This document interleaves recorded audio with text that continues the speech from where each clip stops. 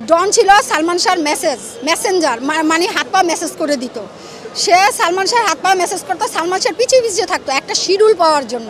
সামিরা পুরোপুরি লাস্টে যখন চিটাগাং থেকে আসলো, সামিরা প্ল্যান করে আসছিল সে এবার সালমান শাহকে হত্যা করবে, এবং তার সাথে আজিজ মোহাম্মদ ভাই ছিল। আজকে ডনের নাম আমরা জানি, যাই পরিচিত হয়েছি সবার কাছে। কী জন্য হয়েছে? সালমান শাহর কারণে হয়েছে, সালমান শাহর কারণে ডনের হয়েছে। আর ডনের সাথে ডনের চিটাগাঙে যাতায়াত ছিল সামিরার বাড়িতে, সালমান শাহর অগোচরে সামিরার বাড়িতে ডনের যাতায়াত ছিল। এটা নিয়ে পেপারে একটা হেডিংও আসছিল, ডন আর সামিরা জড়িত একটা ছবিও প্রকাশ পাইছে।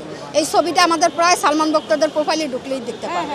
সে প্রেস ক্লাবে দাঁড়াতে চায়, মানববন্ধনে দাঁড়াতে চায়। সে আসুক, আমরা রাজি আছি। আমরা সালমান ভক্ত এক না, এখানে আরো অনেক সালমান ভক্ত আছে।